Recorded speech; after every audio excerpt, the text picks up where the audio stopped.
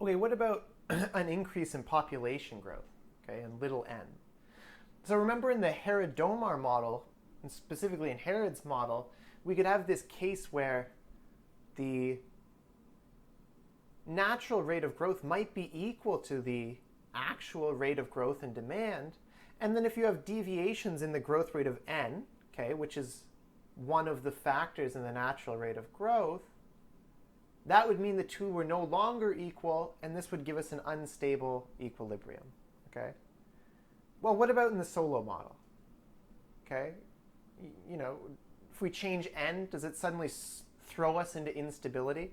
And, you won't be surprised to know that the answer is no, but let's kind of work through why that is, okay? So imagine n increases. So now population is growing faster, and therefore savings will not be enough to increase capital sufficiently to make up for the additional workers. Okay, so put another way, the number of workers is now growing faster, and therefore for a given growth or a given increase in the amount of capital, we're now going to have fewer machines per worker, okay? So therefore, we will have that at our former equilibrium, little k star, the right-hand side will now exceed the left-hand side. And we saw before that this means then that dot k, or the change in k between any two periods, will be negative, okay? So k, little k, will shrink. The amount of capital per worker will shrink, and therefore so will output per worker, because output per worker is just a positive function of capital per worker. Here's what it looks like graphically. Okay, so when n increases from n0 to n1, say, that rotates this line to the left. Okay, it increases the slope of this line. And so at our former equilibrium now, the kind of rate of effective depreciation, or that is the amount of capital per worker we're losing to depreciation and population growth, is now higher than the amount of investment per worker. And therefore, capital per worker starts to shrink. And it shrinks and shrinks and shrinks until we get to the intersection of these two lines, at which point there is no longer any push for capital per worker to shrink. And at this point, it's once again stable and stationary. And we get to our new equilibrium value of capital per worker, k double star. And so the net result then is that capital per worker falls in the new equilibrium, and therefore output per worker also falls in the new equilibrium. But it is stable, right? It's not leading us to ever expanding unemployment, for example. And so if we looked at the growth paths, here's what they would look like. So here's capital per worker. It's initially chugging along here at its steady state. Suddenly there's this increase in population growth. That leads capital per worker to fall until it converges to its new steady state, k double star. Okay? And I didn't put it here, but you could look at the exact same thing for little y, output per worker. Okay? What about our big variables? So here I just put log of y. So very similar to what we saw, with one minor complication. So initially, remember, big Y, total output, is growing at rate n0, for the reasons we saw before. Suddenly there's this increase in the population growth rate, which is going to lead capital per worker to begin falling, okay? And we're going to converge to our new steady state in which growth of total output is now higher, right? Remember, total output is always growing at the rate of population growth in this simple model.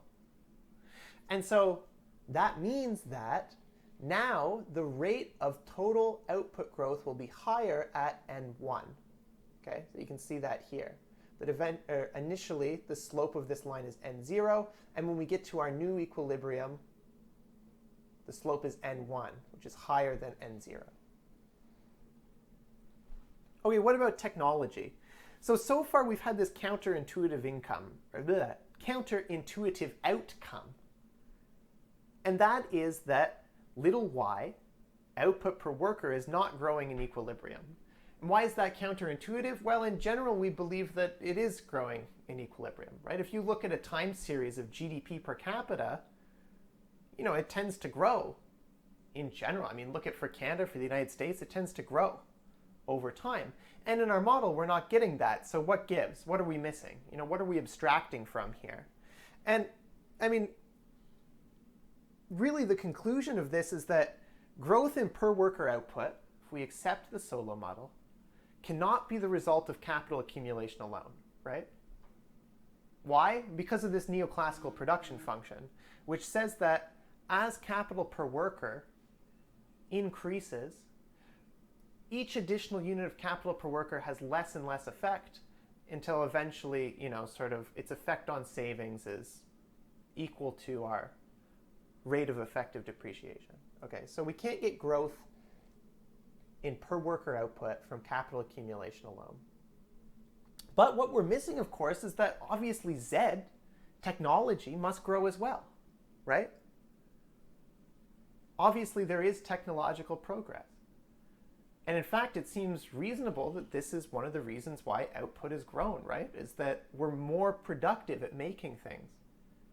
If you look at today versus pre-industrial revolution, I mean, suddenly we have all these things that we can use in output, to make things, like steam power, which I guess we don't use a lot now, or electricity, the internet. These are all things that increase productivity for a given stock of workers and for a given, dollar value of capital.